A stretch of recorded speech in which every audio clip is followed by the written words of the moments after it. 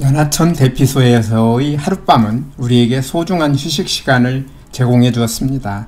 이른 아침부터 서둘러 구례행 버스를 타야 했고 먼 길을 내려와 성삼재에 도착한 다음에는 무거운 배낭을 메고 긴 능선길을 걸어 저녁 6시가 넘어서야 연하천에 도착했으니 우리에게는 피로를 풀 시간이 필요했는데 연하천 대피소가 그 역할을 해준 셈입니다. 연하천 대피소에서 하룻밤을 잘 보내고 둘째 날이 되었습니다. 마음이 바쁜 사람들은 일어나기가 무섭게 짐을 싸서 떠나는데 우리 일행은 대피소 매점이 문을 여는 7시에 맞춰 준비해온 해물 누룽지탕과 매점에서 사온 햇반을 맛있게 먹고 든든한 기분으로 여전히 무거운 배낭을 메고 장터목 대피소를 향해 발걸음을 옮겼습니다. 국립공원공단에 따르면 지리산은 1967년 우리나라에서 제일 먼저 국립공원으로 제정되었는데 경남의 하동, 함양, 산청, 전남의 구례, 전북의 남원 등 3개 도 5개 시군에 걸쳐 있으며 면적이 483제곱킬로미터로 우리나라 국립공원 가운데 가장 넓고 서울시 면적의 80%쯤 됩니다. 산의 규모가 워낙 크다 보니 천왕봉만 바로 올라갔다 빠른 길로 내려오더라도 웬만한 사람이라면 하루가 꼬박 걸리는 중노동이 되고 능선을 따라 종주를 하려면 좀 빨리 하는 사람이 1박 2일, 보통은 2박 3일이 많으며 무박 종주를 하는 사람은 매우 드뭅니다. 그러다 보니 지리산을 표현하는 많은 말 가운데 백두산과 함께 민족의 영산이라는 표현이 가장 적절하지 않을까 생각하게 됩니다. 둘째 날 일정은 해발 1500m의 연하천 대피소에서 시작하여 해발 1650m인 장터목 대피소까지 가는 13.3km입니다.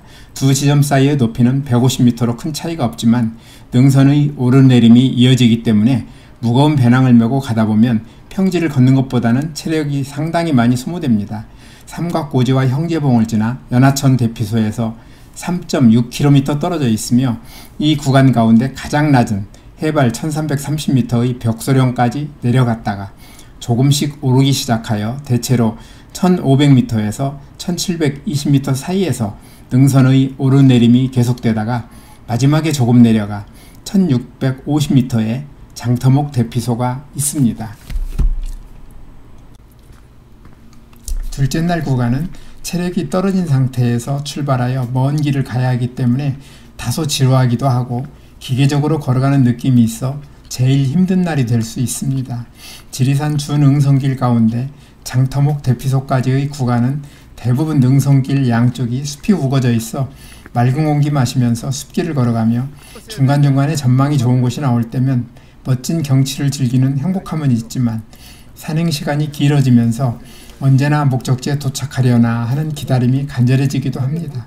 그렇지만 갈 거리를 모두 걸어야 목적지에 도착할 수밖에 없으니 어느 정도 지치는 것은 어쩔 수 없는 일일 것입니다. 지리산 준응선길이 전반적으로 아름다운 길이지만 해발 1330m의 벽소령에서부터 덕평봉과 칠선봉, 영신봉, 촛대봉, 연화봉으로 오르막길이 이어지는데 그 가운데 칠선봉과 영신봉을 계단으로 올라가는 길은 더 힘들게 합니다. 대부분 길 양쪽은 숲을 이루고 있어 숲속에 난 길을 따라 본능적으로 따라가는 경우가 많은데 중간중간에 노고단과 반야봉이 함께 보이기도 하고 천왕봉이 보이기도 하며 그 밖에 이름 모를 산들이 겹겹이 펼쳐져 있는 모습을 볼 수 있는 경치는 참으로 아름답습니다. 그 중에서도 촛대봉에서 노고단과 반야봉, 천왕봉을 비롯하여 수많은 이름 모를 산들을 바라보는 경치는 일품입니다. 우리는 아침 7시 40분에 연하천 대피소를 떠난 지 9시간 만에 둘째 날 목적지인 장터목 대피소에 도착했습니다.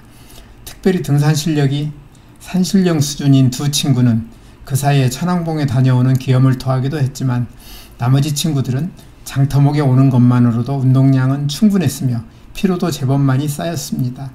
자료상으로는 13.3km라지만 헬스 앱에서는 28,000보에 18km를 걸었다고 하니 점심으로 해물수제비를 먹은 시간과 휴식 시간을 포함하여 시간당 2km를 걸은 셈입니다. 저녁을 먹고 나서 잠시 쉬고 있던 우리는 7시 15분쯤 장터목 대피소로부터 특별한 선물을 받았습니다.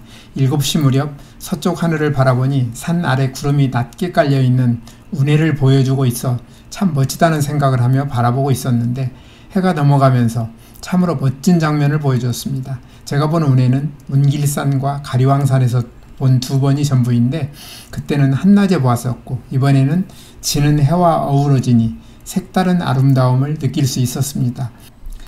여기에서 잠시 남양주 운길산과 강원도 정선 가리왕산에서의 운해를 보고 가시죠. 가리왕산에는 상고대를 보기 위해 1월 초에 갔었는데 상고대는 못 보고 대신 보게 된 운해가 대박이었습니다.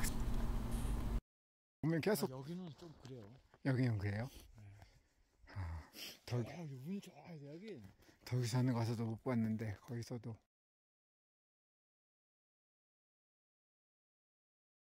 이제 다시 해지는 장터목에서의 운해로 돌아갑니다. 장터목에서의 지는 해와 운해의 만남이 참으로 멋지지 않습니까? 오늘도 끝까지 영상을 시청해 주셔서 대단히 감사합니다. 성백종주 셋째 날 영상에서 다시 뵙겠습니다.